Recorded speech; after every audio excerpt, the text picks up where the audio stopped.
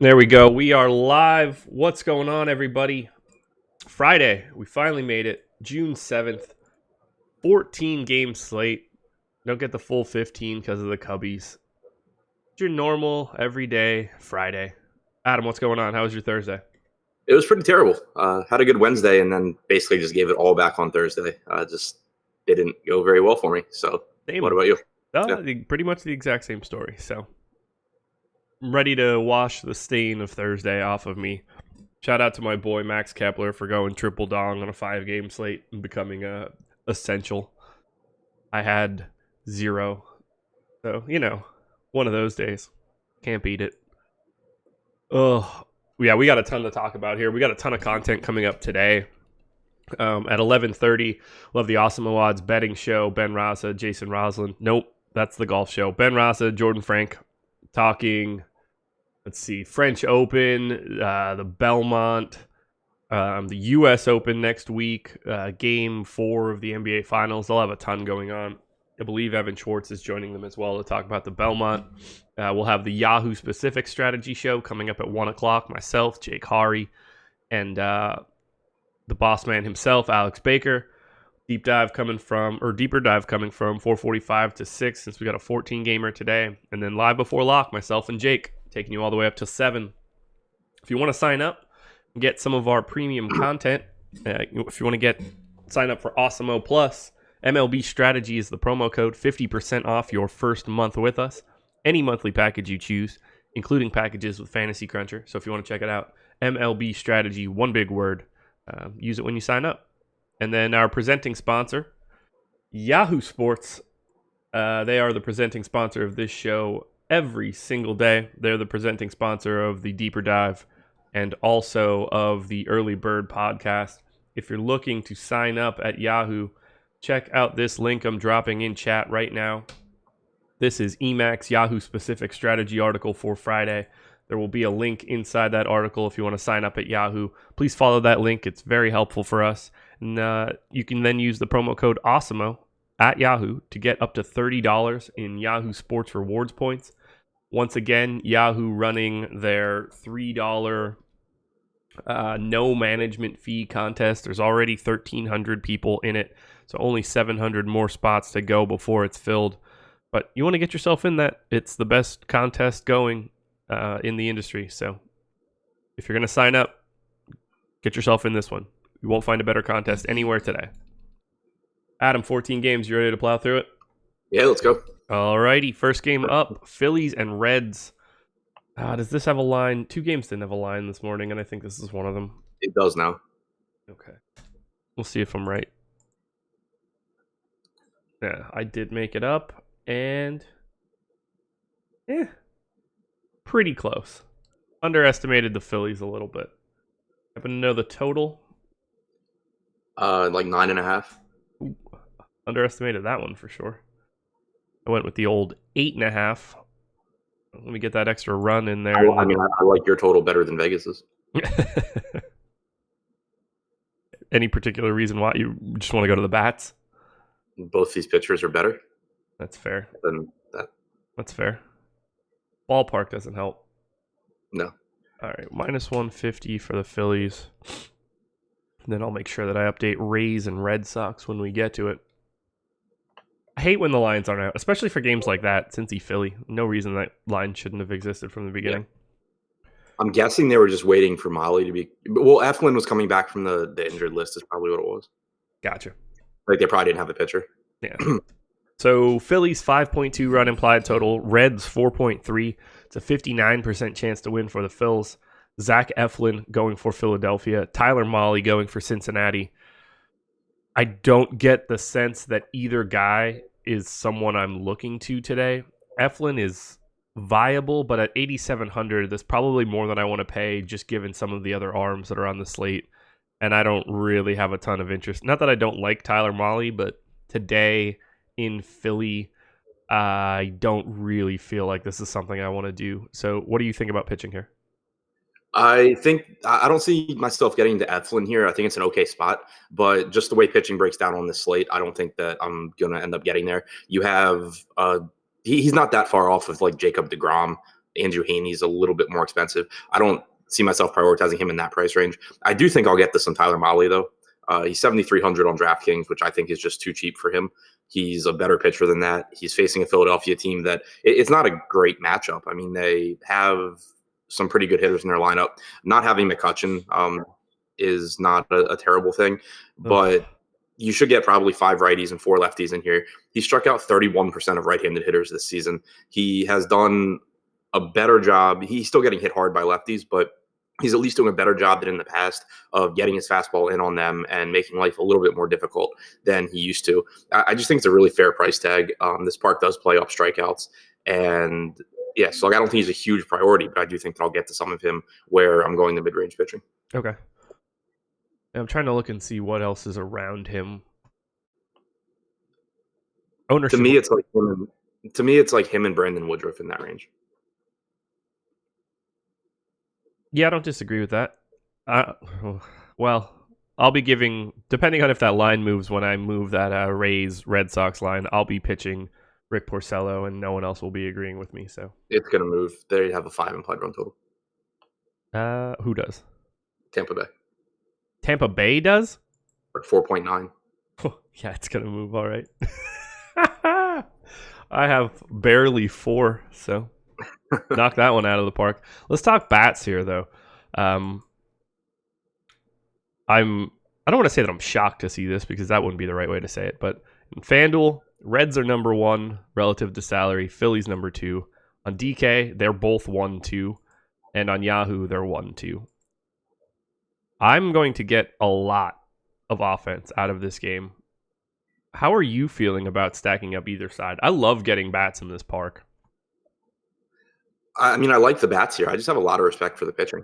Okay. So I don't think that I get to a ton. I think that individually there's some really good plays. I think Harper really stands out. You know, Mahle still does struggle with lefties. You still have a reasonable price tag on Harper in this park. Same goes for Jay Bruce, who we know has plenty of power.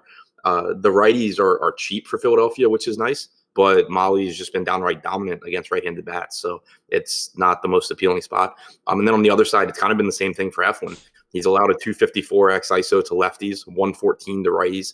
He's not really striking out guys from either side. Joey Votto has been trashed this year. He's cheap enough to where I don't hate it if I get some, but I think Dietrich and Winker would be the 2 spots from the Reds that I'm most interested in going to. Okay. Yeah, I just updated that Red Sox total, so let me hop back over here. I mean, it's really bad. Like, everybody just grades out really, really well for me. Top 6 for the Phillies. Hoskins looking really good. Bryce Harper, as per usual. Real Muto, only 3,300 on FanDuel. I'm going to assume that he goes a little overlooked just because of him being a catcher. I like Jay Bruce there now. They're really easy to stack just because of their positional structure at the top of the lineup.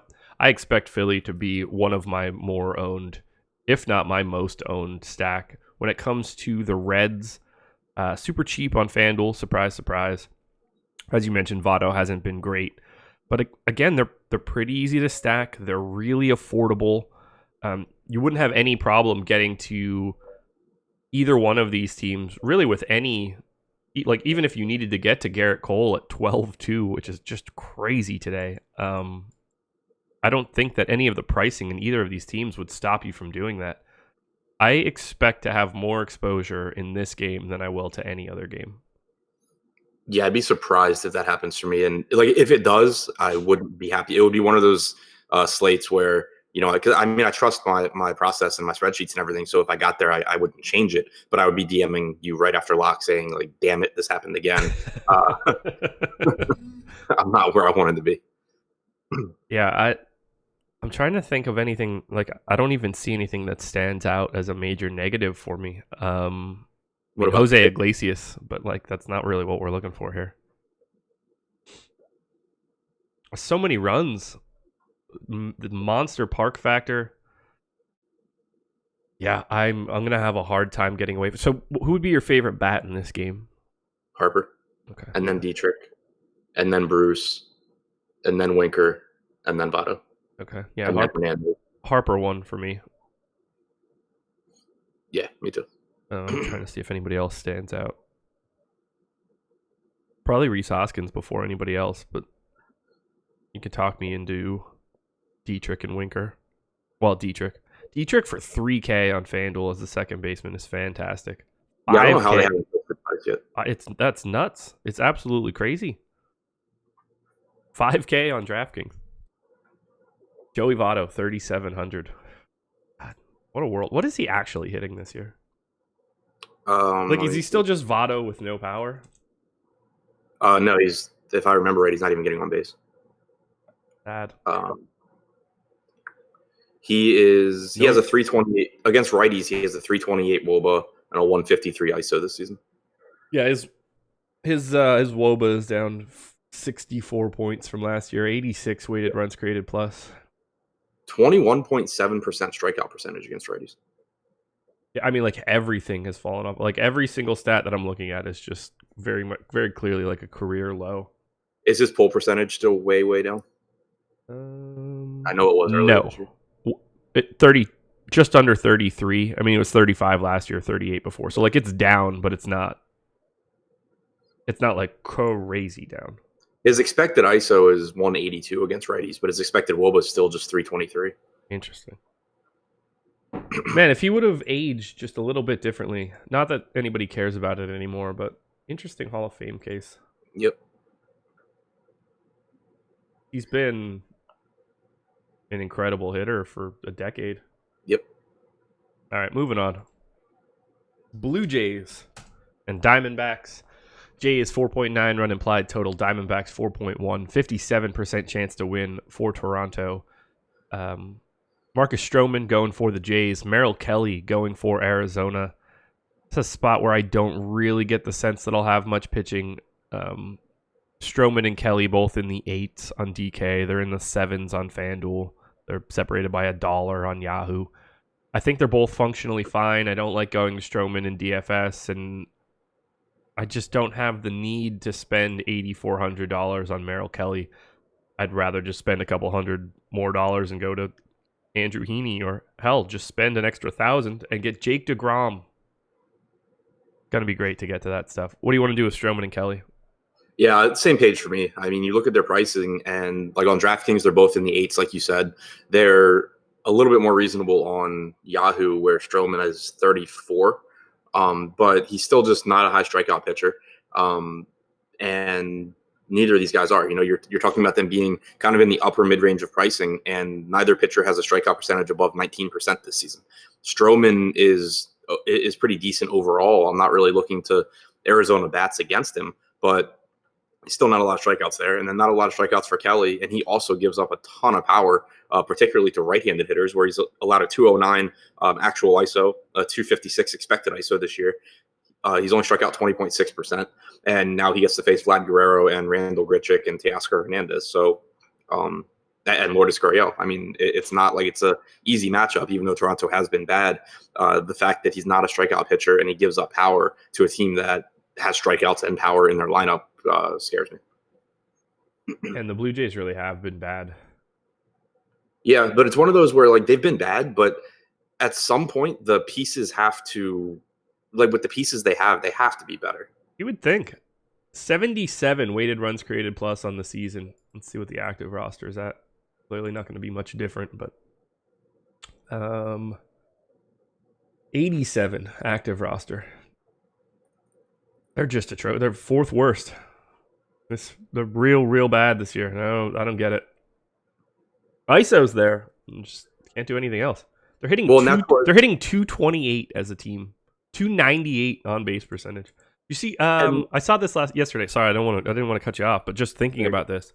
I was watching the first set of at-bats for the Jays yesterday because I was heavy on the Jays. And Grichuk was up, and he was my home run pick, so I was really invested. And like I can't remember the exact amount of home runs he has, but let's just say it's 14. It's somewhere in that neighborhood. 13 of them are solo shots. And then now I see that they have a on-base percentage sub 300, and it's like, oh, of course they are. Nobody gets on base on this goddamn team. Yeah. It's all yours. No, I mean, the ISO is what makes this, I think, a scary spot for Kelly, because you're talking about a guy that doesn't miss bats and has given up power to righties in particular. He hasn't been great against lefties either, but it's just that I think that you can get a couple of home runs here at the very least. Not getting on base is an issue, like you said, but I mean, like looking at this lineup, Gurriel's not a terrible hitter. He's like around an average hitter. Guerrero clearly is above average. Smoke clearly is above average. Grichuk at the very least has above average power, and he's been bad this year, but in general, I think he's an above average hitter. Tellez is a decent hitter. Like they're not a terrible lineup. And like you said, at the very least they have power. Looking at their ISOs against right-handed pitching this year, Smoke's at 289, Guerrero's at 208, Gurriel's at 214, Grichuk's at 212, Tellez is at 180. I think they can do some damage to Kelly. It's a team that desperately needs what we were talking about before with Joey Votto, the guy that just gets on. They need someone to be on base for all of these potential home runs because you can only hit so many, but if every home run you hit is a damn solo shot, you can hit 4 and still lose pretty regularly. Yeah. Get some people on base, Jays. Damn. Any Diamondbacks for you? I'll have some Jays, by the way, at the top, just for every reason that we just talked about. The power, not all the negative stuff. Yeah. Any Diamondbacks bats? Not really. I just have respect for Stroman and his ability to, keep runs off the board. David Peralta's a pretty reasonable price tag at 4,200 on DraftKings. Yeah. I think he's just a more talented hitter than that, and he does have the platoon advantage against Stroman, which is certainly a place that you want to be. But outside of that, I just don't really see a lot here. Completely agree. Keep moving. I'm going to need you to explain this one to me today. 4.4 run implied total for the Mets. 3.1 for the Rockies. 64% chance to win for New York. Jake DeGrom going for the Mets. Antonio Senzatella going for the Rockies. DeGrom is $46 on Yahoo. He's 10-3 on FanDuel, which makes him the 4th most expensive pitcher. And he's 9,400 on DraftKings. He's the 7th most expensive pitcher. He's $300 cheaper than Lance Lynn. Did they fuck this up and did they think it was in course? They had to have. That was the first thing I thought when I was looking at pricing last night. It was just like, oh, DeGrom's cheap. Oh, DeGrom's in course. Wait, like, what are they doing? It can't just be because he left the last game early. Right, because if he's pitching, he's clearly fine. He went 6 2/3. Maybe it's just like, oh yeah, my hip feels weird, and I probably don't need to continue this game because I've thrown 100 pitches. He said by the time the manager got to the mound to take him out, he was fine. Okay, so ownership's going to be trickling out in like the next minute or two. Actually, it might just have came out now. It did. 9:51. Boom. Thank you, Tom. I need to look at this. It's going to be like a stupid number, right? It has to. But it's going to be a stupid number that I'm perfectly fine with getting to. Yeah, I don't know what else you do. You could give me any number right now, and I'd be like, yeah, okay. 58. Sure. Yeah, it should be. It's so it's stuff like this that really is.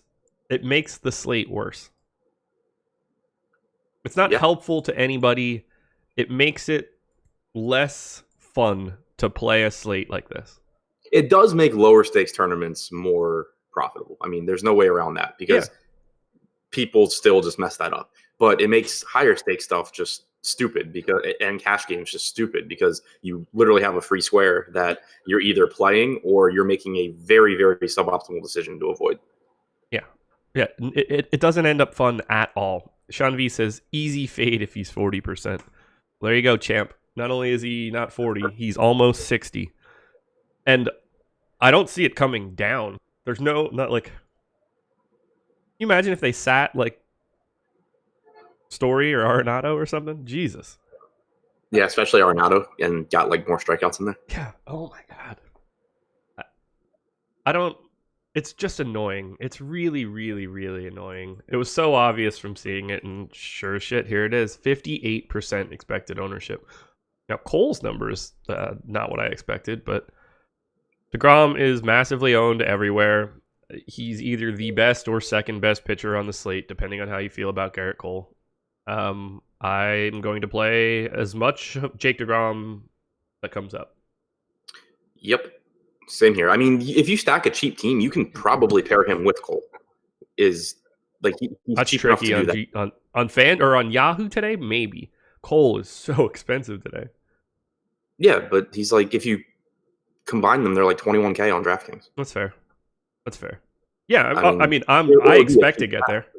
I expect to have it. That's nuts.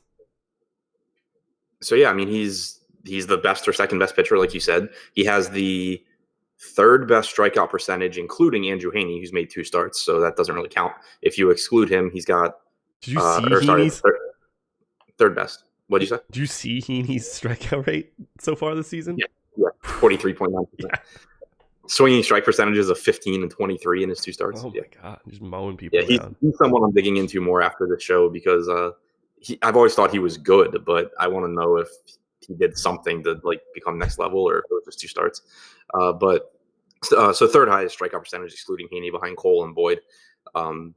Really good. I mean, PCRA is 3.11, which is about 0.4 of a run lower than his 3.5 ERA. The barrels per batted ball percentage is fine at 5.9%. Strikeout percentage is there. Walks aren't high. He's second. He has the second highest 2-strike percentage out of all starting pitchers that have thrown at least 750 pitches, behind Chris Paddock, just ahead of Garrett Cole. He's actually been pretty average in called strike plus swinging strike, but the 2-strike percentage is a big one because not only is he putting himself in a position to get those strikeouts, but quality of contact goes down so much on when hitters have 2 strikes that he's throwing over 36% of his pitches with 2 strikes on the hitter. So just a really good place to be. And then you get to this Colorado lineup where they have some good hitters with Story, Dahl, Arenado, Murphy, if you want to count him, but there's also a ton of strikeouts here. Yeah. And it's a really good pitcher. It's just, there's no argument against DeGrom here. I believe Eric Johnson has an argument against him. Eric says, "You play all the DeGrom you want, Josh. I'll have none." I think we're doing a bad job of this show for a year now. Right? Like, is that reflective on us, or is there just no teaching people? Yeah, I mean, it's why DeGrom will be 60% owned and not 100. Yeah. Because people it's become so in vogue to be contrarian that people are just like, oh, he's popular, can't play him. And they completely ignore numbers and that there's a price where someone should be 100%. Like if Jacob DeGrom were $1,000, he should be 100% owned. Yeah. So there's some price point where it's just correct to play him and move on. I think this is one of them. Who around him, obviously you can, Haney's been really good, but who around him in price is even close to as good of a pitcher as him and offers you the same, projection and upside? I mean, nobody. You can make a case that I can give you Eflin and Kelly combined, and it's like a coin flip. If we just treat they count as the same salary. I have DeGrom at 26.2 fantasy points. I have Eflin plus Kelly at 27.6. That's how ridiculous this is right now. That you can add up 2 projections from pitchers neighboring him, and they're comparable. What are we doing here? I'd rather play Stroman than DeGrom. Eric, man, you should quit DFS. That is probably the worst take I've ever heard. I just put your money somewhere else, man. Whew.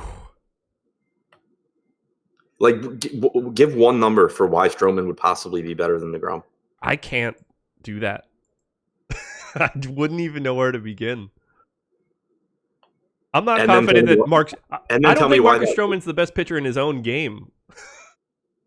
No, he's definitely the best pitcher in his own game. Well, I'm just trying to be really, really, really ridiculous. Is he? Yes. Wait, who do they? Is he better than Merrill Kelly? Is he? For DFS purposes. Yeah, he strikes out the same percentage of hitters and gives up less runs. Oh. I have him as a coin flip. It's not important. Yeah, but when you do find some stat that Stroman is better than DeGrom at, I'll also need you to explain how it makes up for a 10% difference in strikeouts. I can't. I don't even know what to say. Is everyone here MMEing? Think some of us 3-max hand builders are not getting the context of your thoughts. I don't know if that's our thoughts or Eric's thoughts, but the context of our thoughts are you should play guys that are underpriced and are top 5 pitchers in baseball. Yeah, it doesn't matter if I'm playing a 150 tournament or a 3-max here. There are 28 offenses on this slate there's a lot of hitters that are going to be really low owned. It's really easy to get contrarian today. You don't have to avoid the clear top point per dollar pitching option. Yeah,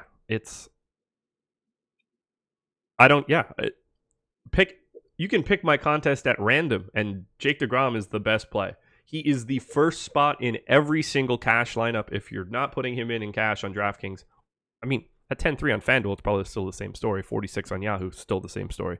If you're not playing him, if he's not the first name you click on in DraftKings cash, you're doing it wrong. I don't know what else to say. Just play Jake DeGrom. Any Senzatella? No. Josh Jinx in full effect. Oh, I mean, I'm terrified now. Like, this isn't going to work. But sure, this is not a Josh Jinx. If you get the message that Jake DeGrom is not this sort of play anywhere in this industry today, ignore that advice. Yeah, never go back to whatever show or article says that Jacob DeGrom's not the clear play. Right. Yeah, that should easily... It'll make it very easy for you to filter out bad advice. Whew. Quit jinxing DeGrom. Oh, boy. That is just... That's so much. Oh, my God. Yeah, that's what happens when you price Jake DeGrom at 94. Like... I don't know. He should be 11-6 like Mike Soroka. Yeah, or 12-2 like Garrett Cole. His price tag should be flipped with Mike Soroka. Mm-hmm. Absolutely true. Absolutely true. Yeah, this feels like they typed A next to Jake DeGrom's name instead of H, and like nobody caught it. I missed like every word you just said. For some reason, it like keeps cutting out. Yeah, I said it looks like somebody typed A next to DeGrom's name instead of H, but they didn't realize it before they posted the projections.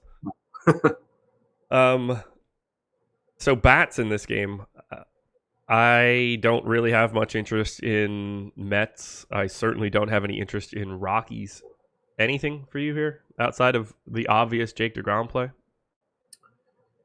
Not really. I mean, I think Conforto is pretty reasonably priced, but it's the outfield, so there's a million options there. Ramos is okay.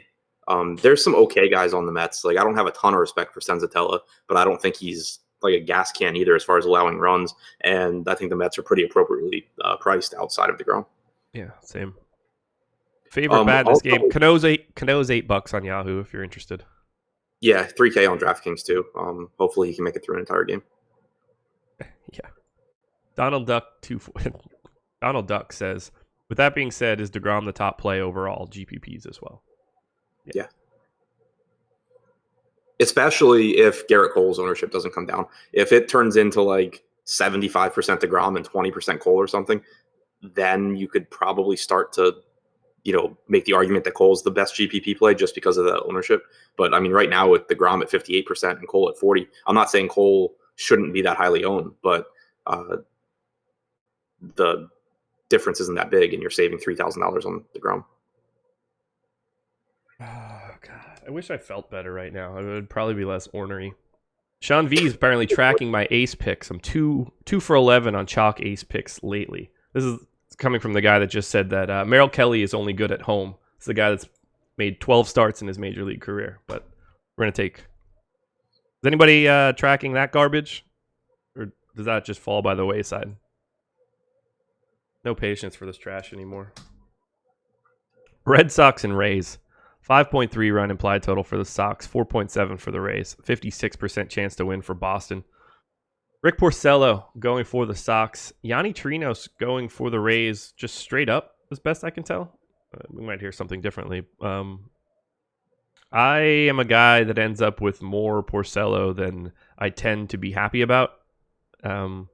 Especially on days like this where he's in this like mid sevens range.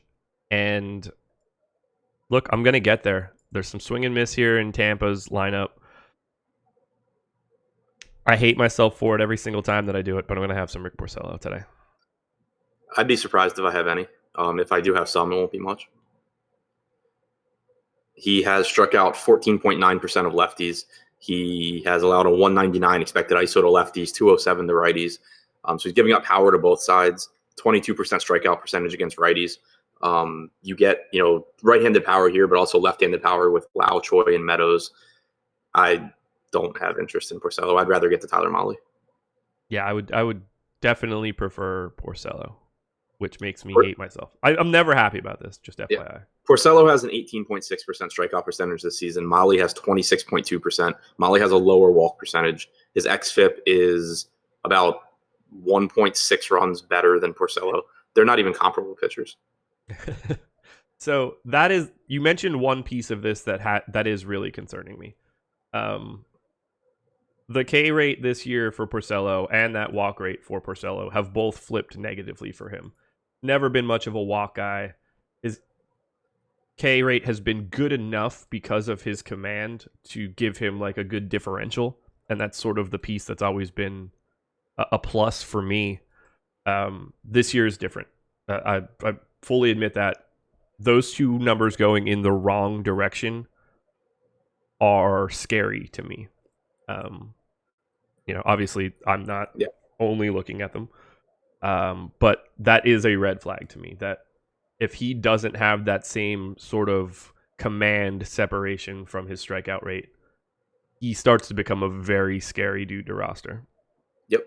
I just pulled up the PCRA leaderboard, and Porcello's at 4.58. Molly's at 3.53. So even when you start factoring in actual batted ball contact or batted ball quality, you still have a full run lower for Tyler Molly at basically the same price point with a higher strikeout percentage. Yeah. Like last year for Porcello, 17.6% K minus BB. This year, 11. That is a dramatic swing.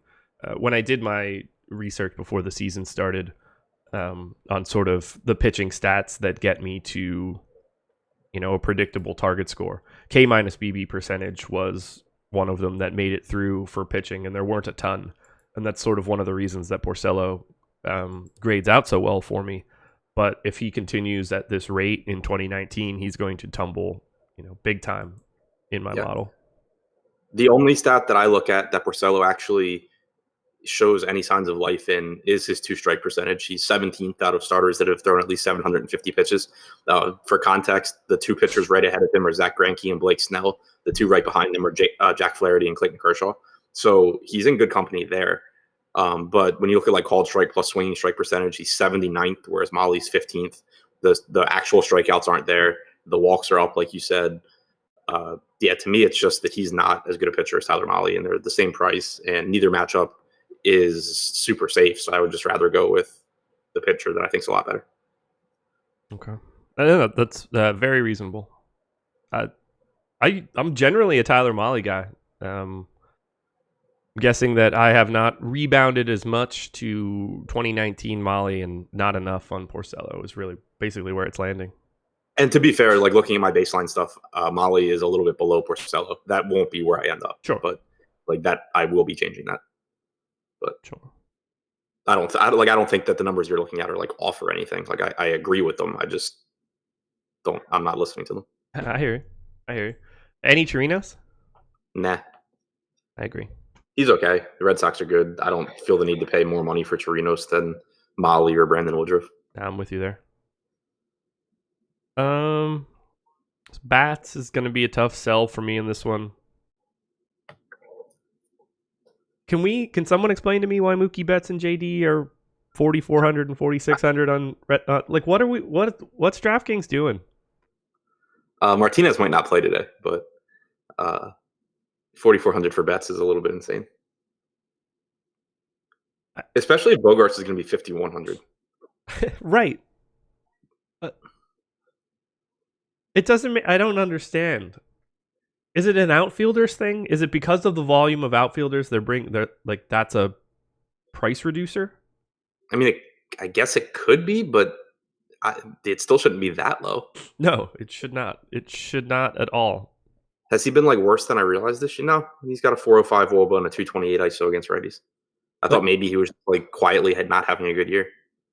In what world is Kevin Kiermaier $100 cheaper than Mookie Betts? And the one where he's facing Rick Porcello. Yeah, apparently this world, because it's happening right now. Of course, Betts and okay, like let's assume JD plays. You're probably trying to get to Betts and JD in cash. Yeah, probably. At least one of them. Sure. Maybe get the leadoff Mookie Betts, who's a top 5 hitter in baseball. We good there? Especially because it's not like, I mean, like I have respect for Chirinos and I don't actively target against him, but it's not like you're talking about a low implied run total for Boston or 5.3.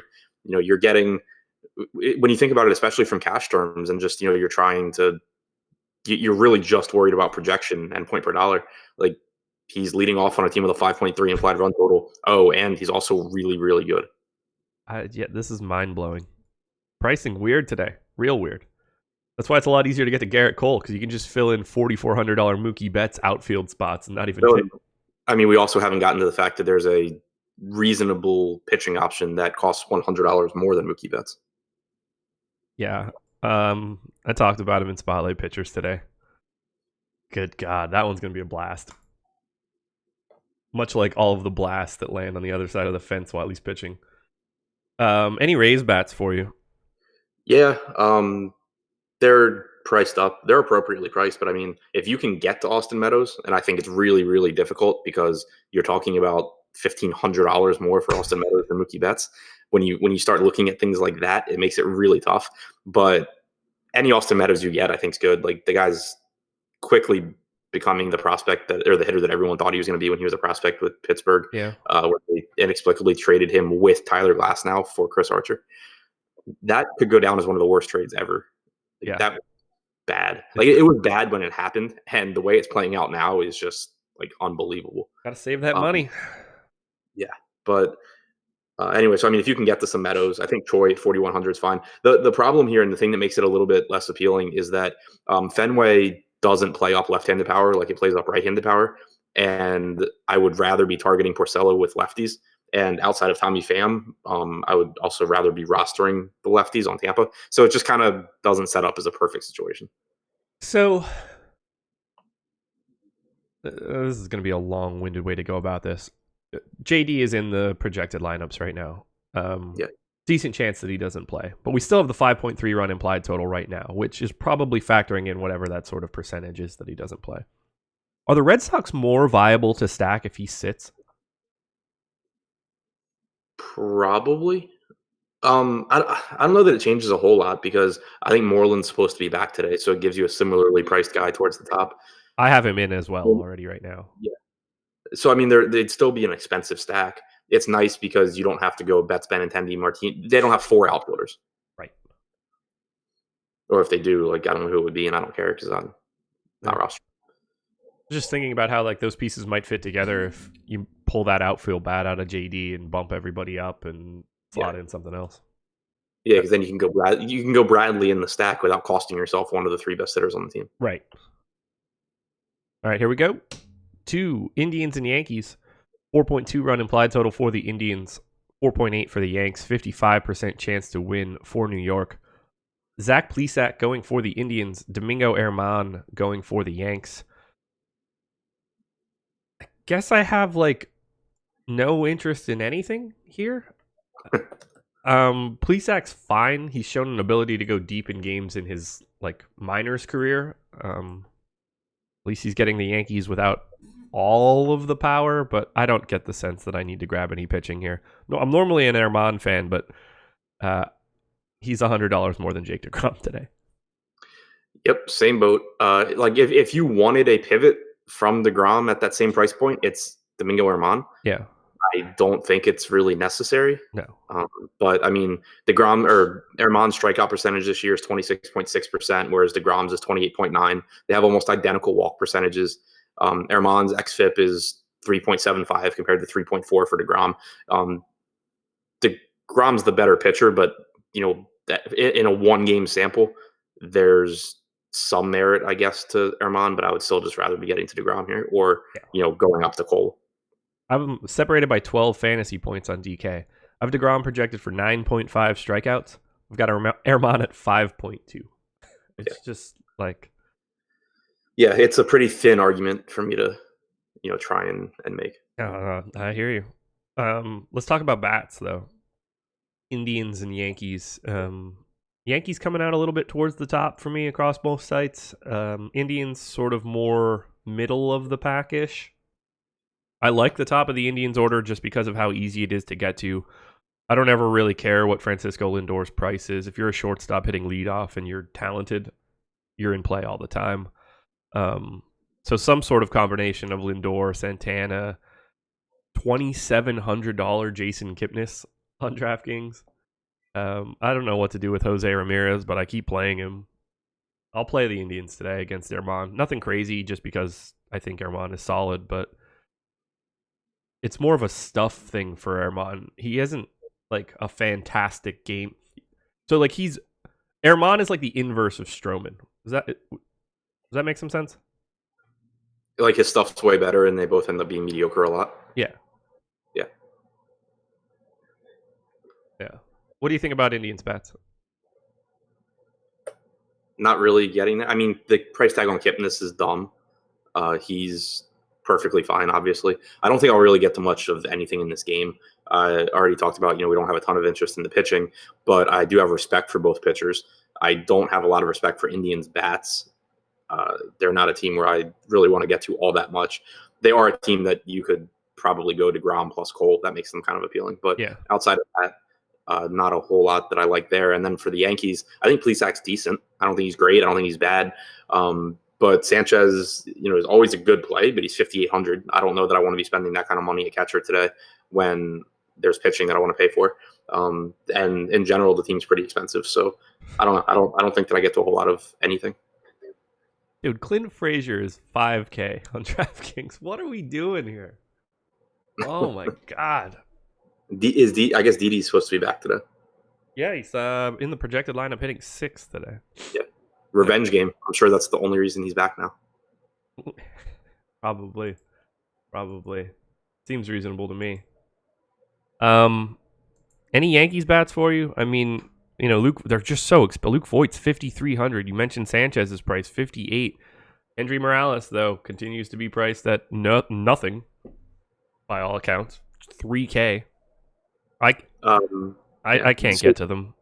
First off, Didi never played for the Indians. He played for the Reds. He was in the Reds organization. To be honest with you, that was my first thought, but I didn't have the energy to care. Yeah, no, I definitely thought he was drafted by the Indians and then sent to the Diamondbacks. But he was drafted by the Reds and then sent to the Diamondbacks. So anyway, no, not really. Aaron Hicks' price tag is fine until you put him in the context of Mookie Betts. So not really. Yeah, I got nothing here. We're a really tough team to get to. And it's not really that great of a spot, although it's not like Plesac's any good. I don't think he's bad. Yeah, but I don't think he's like talent. He's not a guy that I don't want to roster bats against because he's like scary or something. Yeah, he's a good enough pitcher though that I'm not like actively seeking them out. Agreed. Tigers and Twins, 3.9 run implied total for the Tigers, 4.5 for the Twins. 56% chance to win for Minnesota. Matt Boyd going for the Tigers. Michael Pineda is what I'm reading going for the Twins. It's undecided on some betting sites. I've seen Kyle Gibson, but I think he's supposed to go tomorrow. What have you seen for this? I'm seeing Pineda on most sites. I still see Gibson on at least one, but I think it's supposed to be Pineda. The quote that I saw for Gibson was that he was starting Saturday. Pretty much everything that I'm looking at except for one site right now has Pineda. Per Phil Miller of the Minneapolis Star-Tribune, Gibson is scheduled to start Saturday. So I'm going with Pineda until I hear otherwise. No ownership really going to Matt Boyd. No ownership really going to Michael Pineda either. I kind of like Pineda at 6,400. Am I crazy? He's okay. I mean, it's not a bad spot. He hasn't been good this year. No. But no, I mean, I'm with you. It's like if I'd rather get Pineda than Senzatella at the same price. Right. Same. The problem I'm going to have with Pineda is that from a roster construction standpoint, I think that I'm going to, if I have cheap stacks, I'm going to get two pitchers that are more expensive than him. Where I have more expensive stacks, I'm going to save $2,000 and play Homer Bailey. Yeah. And when we get to that ownership, it's not going to be putting us off of anything. So Pineda is at 1% on DK. So I know that I'm going to have probably 8, 9, something in that neighborhood. And I'm kind of cool with that. Tigers aren't great. Really that easy. Yeah. Anything? 23% breakout percentage against righties for Pineda this year, and that's pretty much what he's going to face. Yeah, I'll take that. at that price tag. He's $1. He's only 26 on Yahoo. I like him quite a bit there. $1 above the minimum. 7,500 on FanDuel. I can go ahead and skip it. Do you want to do anything with Matt Boyd here? If I could see getting to some line, so the thing about Boyd is if you go Boyd plus DeGrom on DraftKings, you're spending about $20K a pitcher, which I don't even know if it's still the thing, but that used to kind of be the sweet spot that everyone looked to get to, and they felt like they got enough at hitter still. Yeah. So you're not sacrificing quite as much going Boyd plus DeGrom as you are Cole plus DeGrom if you're looking to pay up for two guys. It is a much worse spot for Boyd than it is for Cole. He's not as good a pitcher, although he is still really good. He has the second highest strikeout percentage on the slate. Walk percentage is really low at 4.8%. Everything about him is really, really good this season, except for the matchup here. Yep. So I could see in some tournament lineups just going with that pairing and getting an extra hitter or two. But outside of that, I still prefer Cole by a pretty good margin. Yeah, I feel the same way as you do. I actually expect to target against Boyd here with some of these Twins power bats. There's just so much ball crushing ability. Nelson Cruz is $9 on Yahoo today. So if you're looking for a cash outfielder, well, you found one. We'll talk about him in a couple hours. He's $3K on FanDuel, $3,700 on DK. Do you have any interest in rostering up these Twins today? Not a ton. Nelson Cruz at 3,700 is pretty nice. But, he's the only guy getting ownership, by the way. Yeah, him and Crone. Crone's cheap. Gonzalez is cheap. Sano is cheap. So I guess they are a stack that they have some power and affordable price tags. I'm not huge on Vegas totals, but just to make a point, the Twins have a 4.6 implied run total. The Yankees have a 4.7 implied run total, and the Yankees have 5 hitters in their lineup. They're at least $5,000 on DraftKings. Plus, they have another hitter at 4,600 and another at 4,800. The Twins do not have a single hitter over 4,400. Right. Makes it really easy to get to. Yeah. And they give you a catcher with Mitch Garver, which is nice. Leading off potentially too. Yeah, so we have Cruz on DK at 18%. No one else is above 4%. A really easy team to stack up for that sort of power potential. So I expect to be there a lot more than the field. Yeah, it's not a spot where I like the matchup because Matt Boyd, I believe in him 100%. I think he's really good. But you're still just talking about, in tournaments, the matchup isn't that important because you're just trying to get lightning in a bottle and take something down. You're not trying to you're not trying to necessarily pick a team that if they played 100 times, they come through 80% of the time. Right. That's not what you're trying to do. And getting these price tags on the Twins just gives you so much power upside. If Boyd just has a bad start, they can take advantage of it. If they can get into the Detroit bullpen, they can take advantage of it. They just have more talent than a lot of other stacks that you can get for similar prices. Yeah, I completely agree. I really like them here. It'll fail more often than it succeeds just because of Boyd's talent, but you mentioned catching lightning in a bottle. There's a lot of lightning here. You just got to be able to catch it. Any Tigers bats for you? Castellanos, I guess, is the answer, right? Kristen Stewart. Yeah, Castellanos. Yeah, Castellanos and Stewart in particular. Castellanos is just a really good hitter that is not priced like it because he hits for the Tigers, I guess. Kristen Stewart has power. Pineda has always given up home runs, and now he doesn't even really strike guys out. So, yeah, both of those guys are fine. Candelario ends up in the lineup. Make sure to lock him in. For the people that only get the audio of that, Adam rolled his eyes, and I wasn't serious. just in case.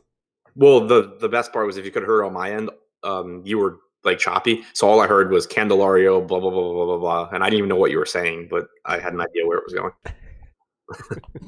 Fair enough. Am I choppy to anybody else, or is it just? No, I think it's just me. And it's weird because nothing else is choppy for me. My internet's fine, everything's good. It's just every once in a while I can't hear 10 words. Okay, I am quite nasally and shit, so I don't know if it was just I sound awful, which is also probably 100% true. Maybe my internet's just censoring you because you sound so bad. Maybe. All my hot takes, can't take it. Yeah. Go ahead. I was gonna just point out Brendon Dixon. I don't really think he's supposed to be. Yeah, he's not supposed to be any good looking at projection systems, but he was just someone I noticed. I was looking at Baseball Savant leaderboards the other day, which I don't do all that often. I probably should do it more. But he stood out. He stood out. Not a lot of at bats for him, but in barrels per batted ball event percentage, he was really high. Okay. There you go. Yeah. Projects in Steamer with a 32% K rate. That's a big number. That also like has 80. nothing to do with it doesn't matter at all, Yeah. I mean, it matters for Pineda, but it doesn't matter for Dixon.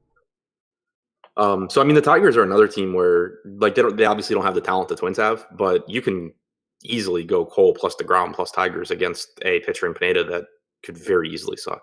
Yes, you could. All righty. Moving on. Final game at 7 o'clock. Marlins and Braves. Marlins, 3.4 run implied total. Braves, 4.6. It's a 64% chance to win for Atlanta. Jose Urena going for the Marlins. Mike Soroka going for the Braves. Soroka, $50 on Yahoo, 10-8 on FanDuel, 11-6 on DraftKings. Look, this is obviously an incredible spot for Soroka. There's no way that I'm paying these price tags for him. No, he's just not in the same DFS conversation with a lot of pitchers on this slate. You're talking about this guy being priced up across the industry. Looking at the starting pitchers on today's slate, he has the 13th best strikeout percentage, just behind Drew Pomeranz. That's not really what you're looking for in DFS pitching. He's a good real life pitcher. He's the kind of guy that I like to roster when he is in the mid range. He's not the kind of guy that I'm going to treat like a DFS ace. Yep, same page here. Any interest in Urena? I don't think for one, he's not cheap enough for me in this matchup, and for two, I don't think it's necessary on this slate. I'm with you there. I don't get the sense that I'm going to have Braves or Marlins either. This game is basically like a complete stay away. Outside of Acuna looks good to me basically every day. Yeah, I mean, I agree with that, but he does have a tough matchup here. Like, Urena is pretty good against righties. The park's not good. Outfield's loaded. So I don't think that I really get to anything here. The Braves aren't priced down. The Marlins suck. Soroka's good. I have nothing. Yeah, I literally have nothing else to say about this game. Go Braves, I guess. All right. We're going to head to the 8 o'clock games, but first, I think everybody should like this video. I think everybody should subscribe to this channel so that you can get alerts when we go live. And then, I got a little bit of a plug for you guys, something to go do. Doing another giveaway for Game 4 of the NBA Finals. You can win You can win 3 months, legitimately, of Awesemo Plus. Here's the guess. You want to get the closest amount of total points from Kawhi and Steph combined.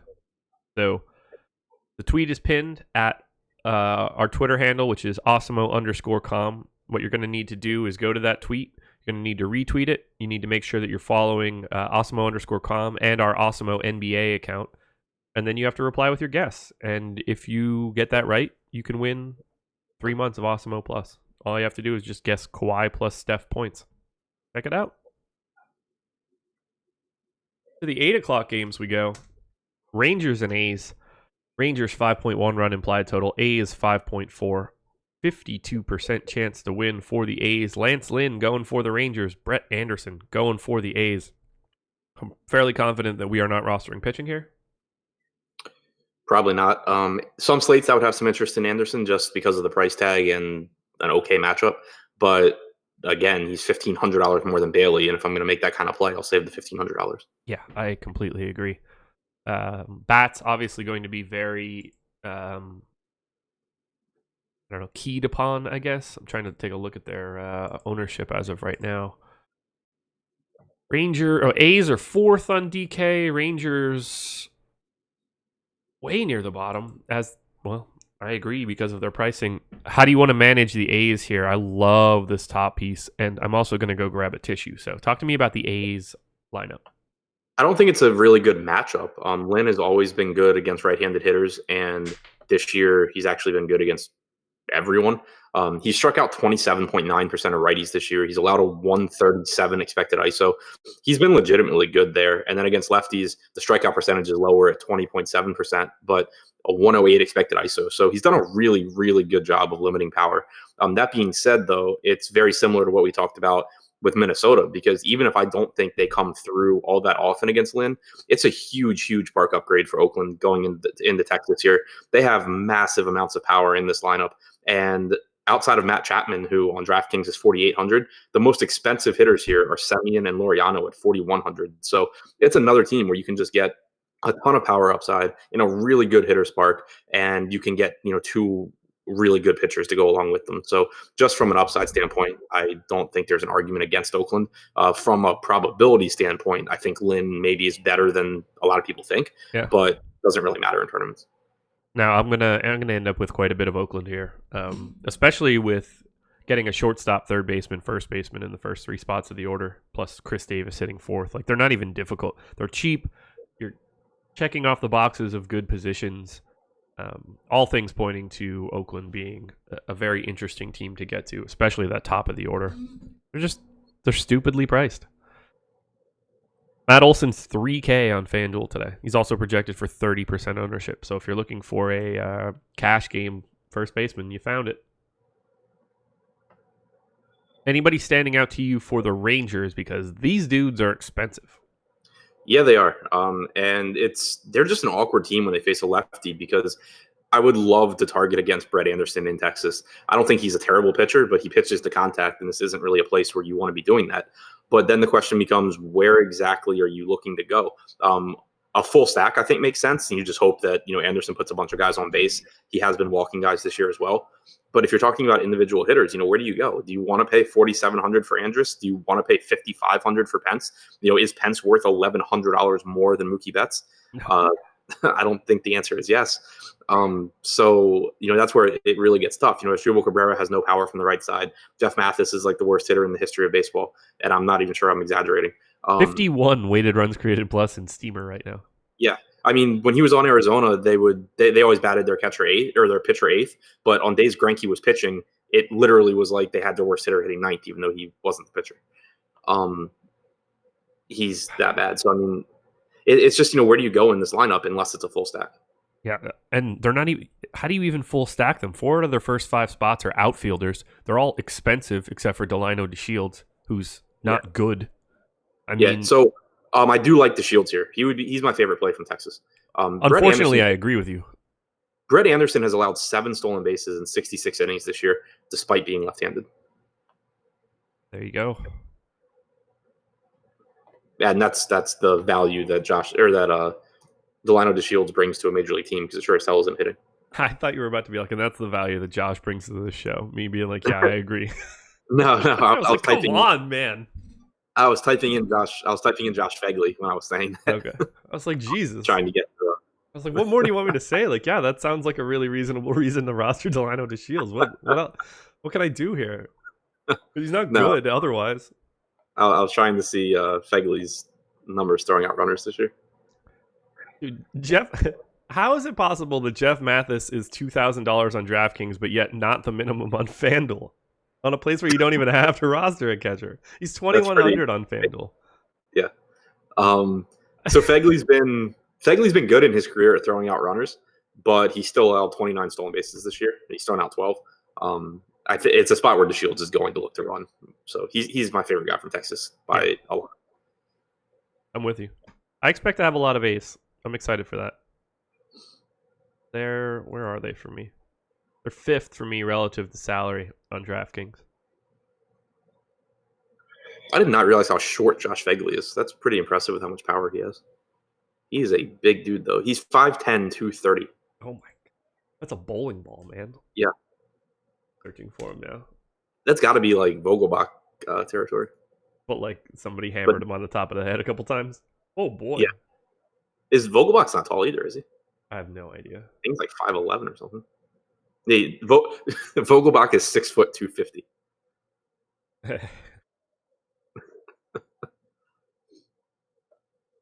He's gonna have a hell of a career, and like, if there was like a long drive contest, but that happened for like baseball somehow, where he just aged into like his 40s and 50s, just hitting like 400-foot slow pitch softball moonshots somewhere. It'd be great. He'll be like 20 years from now. He'll be at the he'll be one of the softball players at the All-Star Game home run derby. Yeah, barely DJ able to move. DJ Stewart's the other one so it's Vogelbach, Phegley, and then DJ Stewart's 6 foot 230 and steals bases somehow. Good God. Even when Josh thinks someone compliments him, he gets out of chair and smiles. So many tells. Tells of what? Man, what do you think? I've got like Ace King back here? What are we talking about? What tells? Who complimented you? I have no idea. I don't even know what he's talking about. Sure, tell I get out of my chair because I realize that I slouch really bad, and I slide till I get to the point where I'm like horizontal, and it's like, okay, sit back up, dummy. Astros. Talk about Garrett Cole. Astros and Orioles. Sorry for you on this one. 5.2 run implied total for the Stros. 2.8 for Baltimore. It's a 75% chance to win for Houston. Garrett Cole going for the Astros. Gabriel Anoa going for Baltimore, but honestly, who cares? Cole is $60 on Yahoo, 11-2 on FanDuel, 12-2 on DK. Have we seen a salary higher than that this year? Did Scherzer get to 13? I felt like Scherzer got to 13, but I could be thinking of last year. Either way, 12-2 is healthy, and yet that's exactly where it should be in this spot. He's projected for 40% ownership, and I'm honestly surprised by that. I mean, I'm fine with it. I don't think it's that difficult to get there. No, I agree. I don't have a problem with it. Just when I looked at the top, I was just like, okay, Cole will get a little bit muted because of that number. I mean, maybe DeGrom's helping that out. I have no problem going to Cole. This is as good as it gets. Yep. Great spot. I mean, the Orioles don't strike out a ton, but that doesn't matter with Cole. 37.4% strikeout percentage this year, only walking 6.5%. He has the best PCRA among all qualified starters at 2.26, which is like 1.7 runs better than his ERA. Nothing is bad about Garrett Cole whatsoever. He's priced where he should be. I mean, the only thing keeping him from being the number one pitcher on DraftKings and Yahoo is that Jacob deGrom's price tag is so crazy. But deGrom's price tag is so cheap that you can still, like if you put Cole and deGrom into a DraftKings lineup, you still get 35.50 per hitter. So it's not like it gives you a ton of room, but it still gives you access to cheaper stacks. It's still, if you want to use like just some really cheap one-offs, you can still, do some stuff with those guys. So, yeah, I mean, that's a really good pairing, obviously. Yeah. Cole's great. I have nothing bad to say about him here. Yeah. Here's a question for you. So on FanDuel, Cole 11-2, deGrom 10-3. Do you have a preference between the two? They have essentially the same expected ownership. Cole. I mean, it's just he's on another level from an upside standpoint. I also agree, by the way. I'm huge into body language. Rewind if you don't believe me. Does it every time. There's no chance Josh gets complimented enough on the show for that to have been like, there's no every time thing. Yeah, I don't. This dude, man. Just watching this shit like it's the Zapruder film. Oh my god. Compliment me, man. I'll just keep sitting up. I'll be in the ceiling soon. Yeah, I agree with you on that Cole take for FanDuel, but also it's both guys. It's not as if like I want one more than the other all that much. I want them both. Do you want Astros bats here against Anoa? Yeah, sure. I mean, he's okay. He's not someone I'm going to shy away taking hitters against. Assuming Derek Fisher is leading off, that's another decent value in the outfield. He offers some speed. Bregman, of course, is really, really good. Then you kind of get to, you get to Brantley, and then you start getting the hitters that I'm not really that interested in because Houston's so hurt right now. But it's still, a 5.3 implied run total. It's still a pretty bad Baltimore bullpen behind Anoa that gives you some upside throughout the game. So, obviously, fine getting this from Houston. Man, this is not a normal Houston lineup, Where are all the names that I'm used to seeing? Where's Correa? Where's Altuve? Where's Springer? Like this is not your normal Astros, and yet, I'm willing to get a little bit here. Derek Fisher probably shouldn't be $200 cheaper than Mookie Betts, but there's that. I'd still play him. I don't get the sense that I would have all that much Astros here. I'm clearly not going to Baltimore Bats. This game is all about Garrett Cole, and that's about it. If you had to go to one Baltimore bat, where are you going? Chris Davis. Are you trolling me, or is that your answer? That's my answer. Okay. He's 2,100 on DraftKings. Yeah, I'll say it's either Davis or Mancini. Yeah. He's the minimum on Yahoo. He's the minimum on DK, and for some strange reason, not the minimum on FanDuel, 2,100. Yeah. I don't ever care if I get to Trey Mancini because I think he's like an actual functional baseball player. But yeah, for this one, just Chris Davis's price is too stupid. Well, I actually thought I was pulling up Cole's numbers as I led into that, and I actually thought he had kind of had an issue with right-handed power this year, but he has, but it's not backed up by expected stats. Like he's allowed a 192 ISO to righties, but his expected ISO is 145. So yeah. What kind of memory is that, Thomas Steiner? Eat a dick memory? That's the way that it reads. Rewind that one. Brewers and Pirates. 5.7 run implied total for the Brew Crew. 3.8 for the Pirates. 68% chance to win for Milwaukee. Brandon Woodruff going for the Brewers. Rookie Davis going for the Pirates. You've mentioned Woodruff before. $44 on Yahoo. $8,600 on FanDuel. $7,800 on DraftKings, though. I'm going to have a hard time getting to Woodruff. It has nothing to do with his talent. I like him. I think he's a good pitcher. He's probably better than what 7,800 gets you. But Pirates are not a great strikeout matchup. They're one of the worst in the league, in my opinion, in terms of being able to rack up those Ks. It's not a great park for pitching. And really, the thing that's keeping me most off of him is that Brandon Woodruff is projected for 31% ownership. He's the third most owned guy on the slate. Right. I think that his price tag is just not as good as his talent level. He has the fifth highest strikeout percentage on the slate this year at 28.3%. His walk percentage is about the same as Cole and DeGrom. He's not walking guys. 21.6 K minus BB percentage, just behind DeGrom. It's behind Boyd. It's behind Cole. It's better than everyone else except for Heaney in his two starts. 3.62 xFIP. Everything about Woodruff is good. The park's not great. The strikeout matchup isn't great. I'm still fine with whatever Woodruff I get to. Like if I were just narrowing down a pitcher pool on DraftKings, I think that I would be perfectly fine just saying, okay, I'm not playing any pitcher other than Cole, DeGrom, Woodruff, and Bailey, and like moving on. Yeah. If I had to do that, I'm really anxious to see if the Pirates climb after I run a crunch. Normally speaking, a mid-price guy at 31% expected ownership on DK is going to pull Pirates bats up closer to the top and get me some volume. But those guys that get that sort of ownership are rarely as good of a pitcher as Brandon Woodruff. So I'm anxious to see how that. What'd you say? The Pirates are also expensive. Yeah, Starling Marte 5,200, Brian Reynolds 4,500, Josh Bell 5,500. At least that one's super normal, but yeah, I mean it's reasonable. But like my thinking when I first looked was I could see doing it if you were getting like a 4K stack where you could go like DeGrom Cole with Pirates or something. But yeah, I don't get the sense that it'll pull them up. 11% Woodruff on FanDuel is bigger than I expected. I won't have him there. There are way too many guys I would have ahead of Woodruff, including a guy $800 above him that we will get to eventually. So number 4 stack for me on DK, number 2 on FanDuel, number, I don't know, way down, 9 on Yahoo. Surprise, surprise, guys. I really like the Brewers today. I'm going to assume you're with me on this one. Yeah, I'm not a big Rookie Davis believer. He used to be with the Reds, wasn't great there. Strikeout numbers, he made 7 starts at AAA this year, struck out like 16%, which is in line with what he did when he was with the Reds.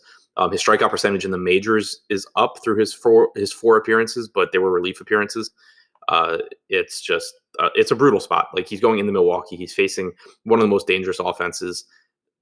He's not particularly good. He's thrown in his major league career 304 pitches to lefties, so we're not talking about a huge sample here or anything. But 369 expected WOBA, 156 expected ISO. The expected ISO isn't terrible, but a 289 ISO allowed. And, again, it's for one, it's a really small sample, but two, he was pitching in Cincinnati, which is a really good hitter's park. Now he's pitching in Milwaukee, which is a really good hitter's park. So your expected ISO is probably going to be lower than your actual ISO allowed. It's just a really, really dangerous matchup for him. And there's some pretty decent price tags on some of the Brewers that make it so you can afford the more expensive ones. I think Rookie Davis should have to change his name every year. Been sitting on that one. Yeah. Could tell it took you a long time. Yeah. Yelich, 6K. Mookie Betts, 4,400. Mookie Betts is the same price as Ryan Braun. I don't know what year this is, but yeah, I can't avoid these Brewers. I'll continue to roster these lefty bats until I die at this point, which the way that I feel right now seems like it might not be far off. I can't get away from this sort of power. I don't care about a Pirates bullpen game. I'm just in. Just in. Any Pirates bats for you here against Woodruff? I'm doubting it considerably. No. I mean, Josh Bell's obviously really good, but it's not like I'm looking to get there. Sure. And so I was trying to pull this up. The Pirates have two left-handed pitchers in their bullpen. One of them, Felipe Vasquez, threw 25 pitches yesterday and 18 the day before, so pretty unlikely he's pitching today. The other, Francisco Liriano, threw 15 pitches yesterday and is also Francisco Liriano, so who the hell cares? Absolutely. Outside of that, it's nothing but righties. Alrighty, 4 to go. This one I did not expect. Royals, 5.2 run implied total. White Sox, 4.8. 55% chance to win for the Royals. It's Homer Bailey going for Kansas City. Ivan Nova going for the White Sox. We're not playing Nova here, but we need to have this conversation now. Oh boy. Homer Bailey is $4,500 on DraftKings. We have him currently projected for 8% ownership. And I'm going to have more than that. And I'm going to be hitching at least 1 or 2 wagons to Homer Bailey today as an SP2. And I'm fairly confident that you'll be doing the same. Yep. And I'm not really even that worried about it. Like, obviously, Bailey can get blown up, but he's $4,500. And if he can just get, 8 to 10 points, it's not the end of the world, but he does actually have some upside too. Against lefties this year, he struck out 24%. You do probably have 5 lefties in the lineup for the White Sox, and you do have some strikeouts in there. His splitter has been a legitimately good pitch that's getting a lot of swings and misses. And that's especially what is leading to his strikeouts against lefties. He also ranks, I think, 7th, 8th, 9th. He's 9th in two strike percentage this year. Again, that's one stat. It's not the end of the world. It's not, it doesn't mean someone's a great pitcher, but he's thrown almost 34% of his pitches in 2 strike counts this year, which does help with quality of contact. Like I said, it's a good place to be. Like, the top of that leaderboard is Paddock, DeGrom, Cole, Scherzer, Caleb Smith. Then you get into some questionable guys like Madison Bumgarner and Drew Pomeranz and Homer Bailey. But it's certainly not a bad place to be. And you're talking about a $4,500 pitcher. Normally, when I roster them, there's 0 good things I have to say about them. At least Bailey, I have a couple of good things. So that's more than enough for me to be getting to him. Yeah, I mean, he's been missing bats more this year. Hopefully that sort of trend continues, at least for today, since I'll have him. I did not think that he would grade out even remotely well. And he grades out just well enough that $4,500 is worth the flyer. Especially, I'm guessing if he's owned 8%, what percent of that 8% is Cole plus Bailey? A very high percentage. Yeah. I kind of like the idea of going to him with DeGrom more often than not, just to have a different construction. With the hitting pricing on this slate, I don't really think there's a reason to have him with anyone other than Cole, DeGrom, or like Boyd, because there's enough cheap hitting where you're kind of just getting too cute. Probably if you have like a Woodruff plus Bailey and you're spending $5K per bat, it'll seem like a really exciting lineup, but you're just fading so many underpriced hitters. That's a lot of Mookie Betts. But I mean, if you go Cole plus Bailey, you get $4,162 on DraftKings. If you go DeGrom plus Bailey, you get 4,512. So That's a both of full them roster of Mookie Betts. Holy hell. exactly, yeah. Every time you roster Mookie Betts in that lineup, you're getting yourself more money. So yeah, I mean, you can do whatever you want going with really either pairing, but especially the DeGrom pairing. I could realistically, I said that if I had to, take 4 pitchers and can only use those 4, Woodruff be in there. I think realistically, you could just make it through the slate with nothing other than Cole, DeGrom, and Bailey. Yeah, I agree. You get very unique construction too, because the Cole DeGrom pairing is going to get you into one certain section, and then the DeGrom Bailey pairing will get you to basically the exact opposite. It'd be an interesting spread. We're clearly not rostering Ivan Nova, so let's talk about bats. Big run total in this game, 5.2 for the Royals. I don't see it. I don't think Nova is any good at all. But, I mean, like, Mondesi's expensive. He's good. He's my favorite hitter in this game. I don't get the sense that I'm going to be stacking up too many Royals in this park. I think the weather is probably favorable for hitters, which is probably why the total's so high. Sure. This time of year, the ball starts to kind of fly there. Yeah. But yeah, I mean, they're expensive. I think they are a high upside stack. I like stacking the Royals because you do get a nice combination of power and speed with guys like Mondesi and Merrifield. But then at the bottom, you have Hamilton, you have Lopez. So there is some power and speed. They also, if the lineup comes out the same as the projected lineup I'm looking at, you would have like a 5 through 7 of O'Hearn, Cuthbert, and Lopez that are all really cheap. And then obviously Maldonado and Hamilton are.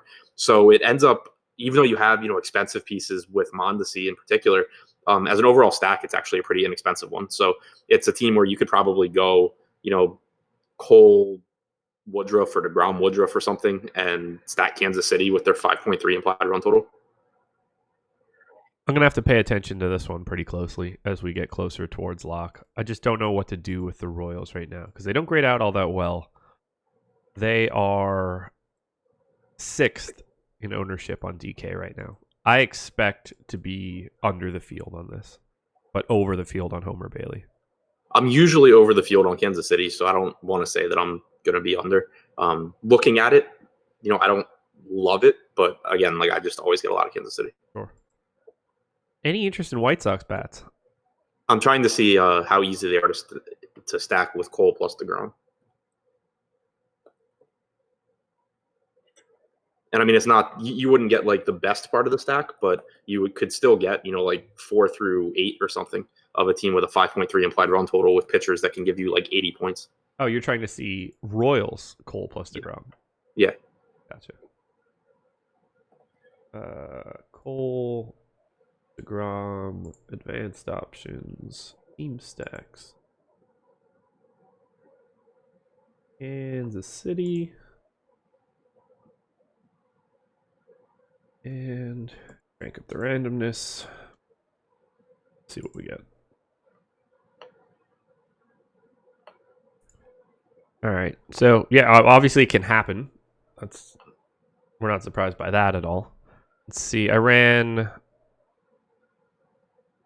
just under 50 lineups because I didn't want to wait for it any longer. Cole DeGrom, 5-man Royals of Lopez, Cuthbert, Merrifield, Gordon, Maldonado, a 1-off Locaine, a 1-off Donovan Solano, and a 1-off Tyler White.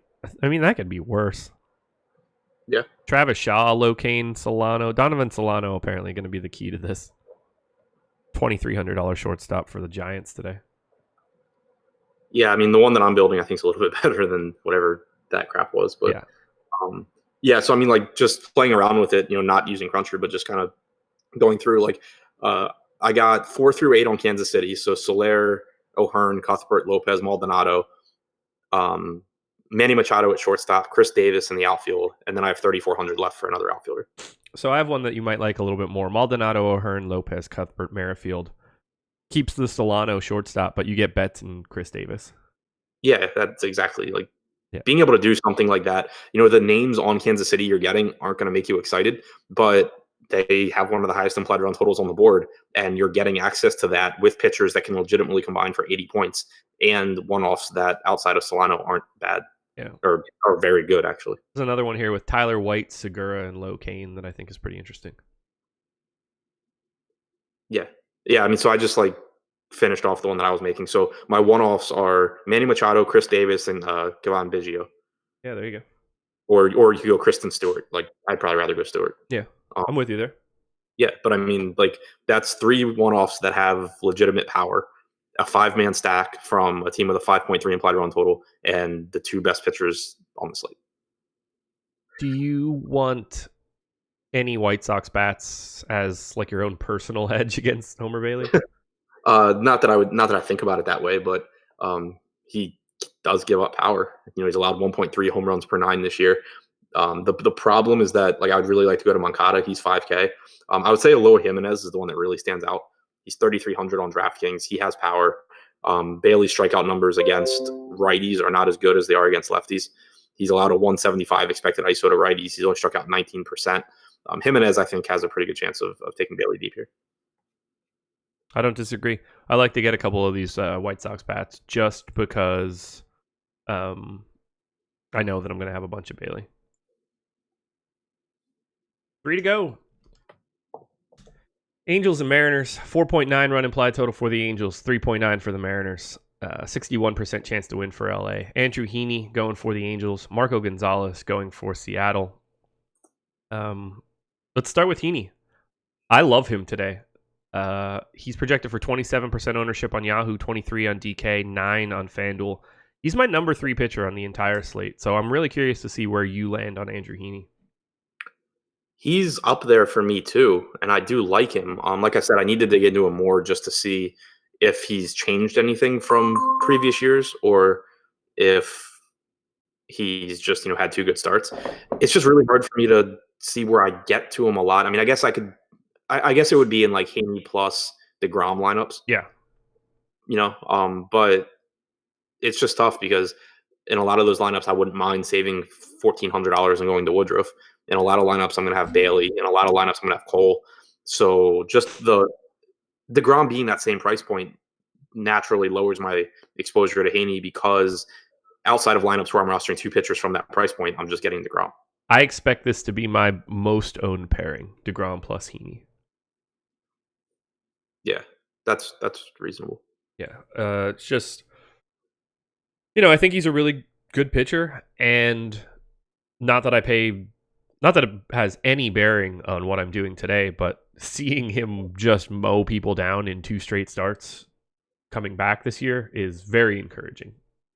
So at least lets me think that he's healthy and on the right direction. So yeah, I'm going to have a lot of Heaney, and I expect him and DeGrom to be my most popular pairing. On FanDuel, where Heaney is 9,400, I like him quite a bit there, only at 9% ownership. I'm guessing I get to more Heaney than Cole on FanDuel, even though I like Cole, just because of price. But we'll see. I mean, the hitter salaries will dictate that more so than the pitcher salaries. Yeah. Any Marco Gonzalez? No. This is not a slate where I'm looking to take guys that don't strike hitters out facing a team that doesn't strike out. I agree. Any Angels or Mariners bats? I mean, clearly Mike Trout, but you know what I mean. Yeah, clearly Mike Trout. Ohtani's price tag finally is coming up a little bit. He's still cheaper than he should be in most matchups, but he has had trouble with left-handed pitching since coming over last year. I don't think he'll be a priority for me today like he is most days. On the other side, no. Eric, are you trolling? Can you guys rank top starting pitchers? Where does DeGrom fit in that? He fits in at the top. Do we got to keep doing this? Am I missing something? Am I getting got here? It's probably because we said DeGrom's number 1 like 8 times. Yeah. God. I feel like we've been a broken record with this shit. I'm a little nervous of that Haniger, Encarnacion, Santana trio of righty power against Heaney. But otherwise, yep. I just want to have a lot of Andrew Heaney today. Yeah, I'm interested to see where I end up on him. Like, I mean, I like him. I just don't know what kind of exposure I'll get. No, that makes sense. Any other standout bats for you here? No. Okay. 2 to go. Padres. Jake says, but your body language says DeGrom is a fade, so you can blame him. Fantastic. Fantastic. Padres and Nats. 4.3 run implied total for the Pods. 4.2 for the Nats. 51% chance to win for San Diego. Nick Margevicius going for San Diego. Eric Fede going for the Nats. I'm not rostering a pitcher here, or are you? Nope. Yeah. I don't have anything else to say about either guys, but don't play them. Padres bats, Nats bats. Don't get the sense that I'm adding either of those things either. Do you want any bats? Kind of. I'm interested in the Padres at their price points. Okay. I don't. Feddy's a prospect who maybe can be good at some point. I don't think he's there yet. Since last year, he's struck out 18.4% of righties. He's allowed a 216 expected ISO.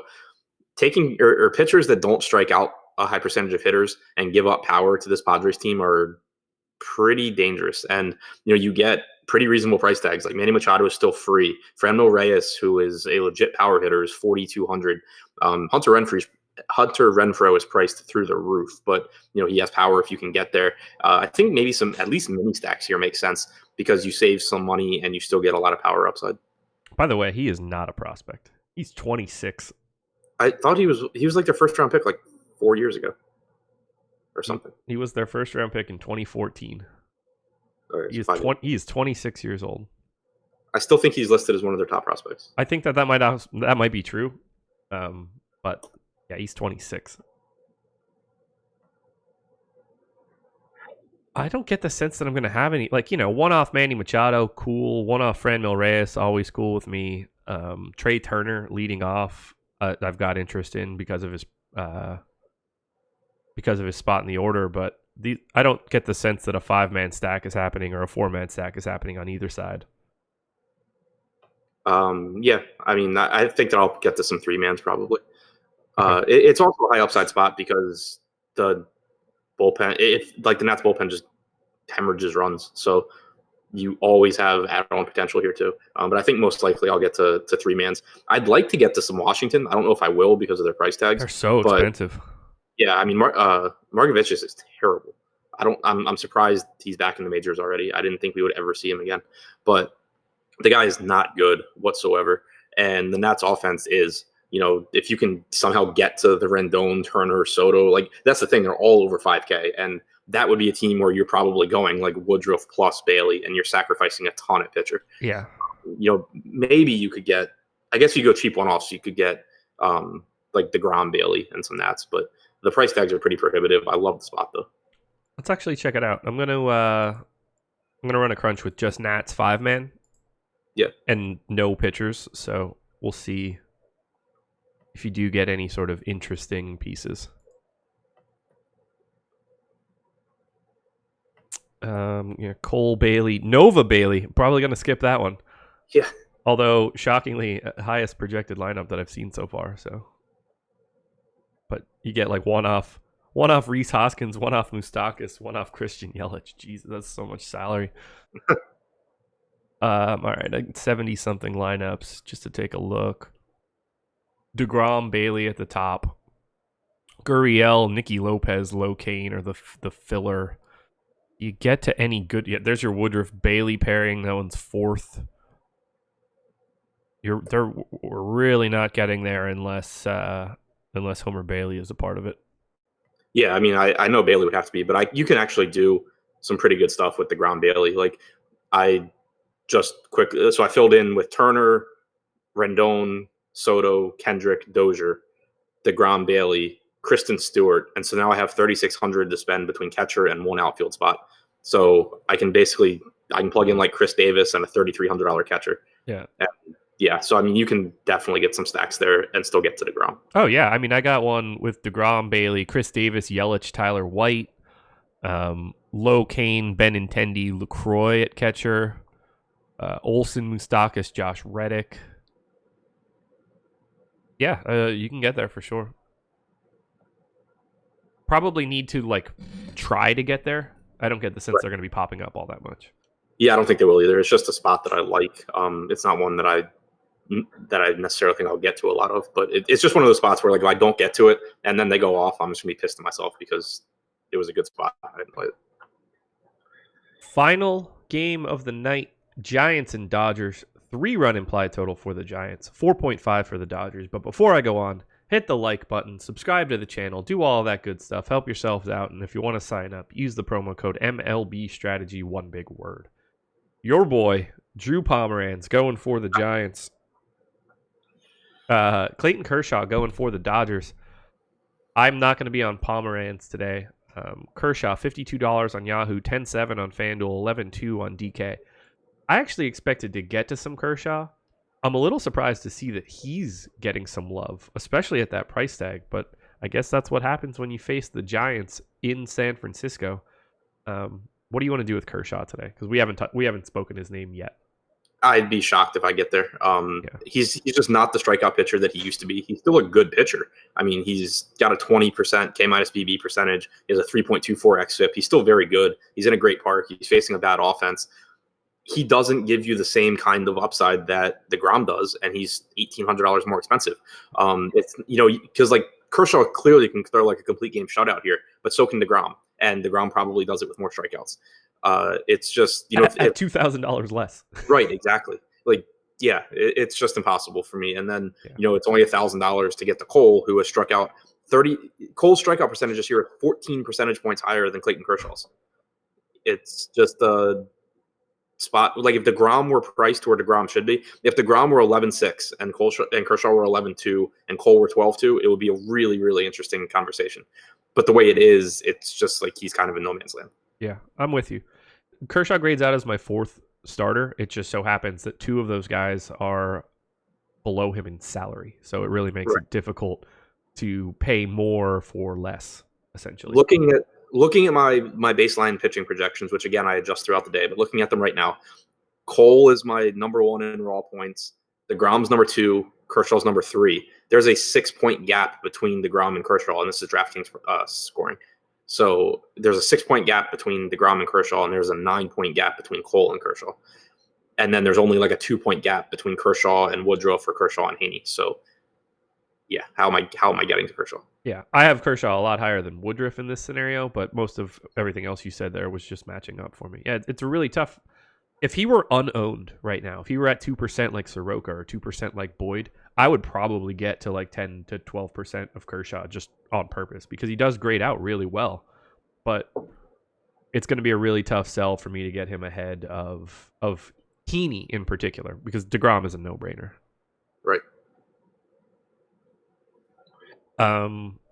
What do you going to your boy Pomeranz? Number 1 pitcher on the slate ahead of Jacob DeGrom. No, I'm still kind of intrigued in what Pomeranz is gonna be this season because obviously so far he's been absolutely terrible. Yeah. But the strikeouts are decent. The 2-strike percentage is top 10, like I mentioned earlier. There are at least some things pointing towards him being better. But for one, I don't necessarily buy into it. He's never been a pitcher that I really bought into. And for two, I definitely don't need to be playing around with it on this slate where he's facing a really good Dodgers team and he's $2,300 more than an equally uninspiring pitcher in a better matchup. Yeah, I don't get the sense that I'll get to any Pomeranz. I don't really think that I'll be getting to the Dodgers either. It's not a good I just really don't ever like getting bats in this park. Not it's not as if Cody Bellinger can't hit it out of anywhere, but this is really about as bad as it gets for him. Lefty in San Francisco is as bad as it could possibly be. Outside of it being like Sale or something. It's not terrible for right-handed power though, and you're probably going to get like Taylor, Turner, Freese, Hernandez in the top 5. Yeah, you could talk me into a little bit of it, but there's just so many better places to go for offense today than to the Dodgers. Yeah, if I get there, it'll probably be because I go ahead. I'm really considering narrowing my pitcher pool by a lot today, which is something I normally don't do. But the result in my lineups would be that my uniques basically all go to hitting instead of pitching. Yeah, and that would let me get access to a lot of different stacks, which I think is where I want to be on this slate. It's not a core slate. There's a lot of teams that I think have similar chances of being the highest scoring team. So I think I like the idea of being very concentrated at pitcher and spreading out some offense, in which case hopefully I'd get to some Dodgers. But, if I'm talking in terms of chances of being the highest scoring stack, I still can't put them up there with, Milwaukee and teams like that. No, I hear you. There's too many options. There's 7 teams with a implied total north of 5. And they're all kind of bunched together. And we're not even talking about the teams that are at 4-9 and 4-8, which there are multiple. It's just a lot of offense out there that I don't need to target one in Oracle Park. Yeah, Oracle Park. Just keep the name that it's always been forever. I don't care. I'll go right back to Enron Field. Makes no difference You're to on me. the way wrong stadium now. Huh? Now you're on the way wrong stadium. Yeah, I know. Well, I'm talking Houston. Talking about names that are clearly not the names of ballpark anymore. Yeah. I don't think Enron has the shekels to pay out for stadium rights. Yeah. All right, that's it. That is it. 14 up, 14 down. I mean, we've talked about so much pitching that I don't think that we need to reiterate what we like. Favorite hitting stacks, though, as of right now? Milwaukee. Yeah. Reds, Phillies, Twins, Brewers for me. Yeah, Milwaukee, Oakland. I've kind of already forgotten, but great. Definitely those two. Well, there you go. Hit the like button on your way out the door. Subscribe. Coming up in like 20 minutes, Ben Rasa, Jordan Frank, Evan Schwartz going to be talking all sorts of betting stuff.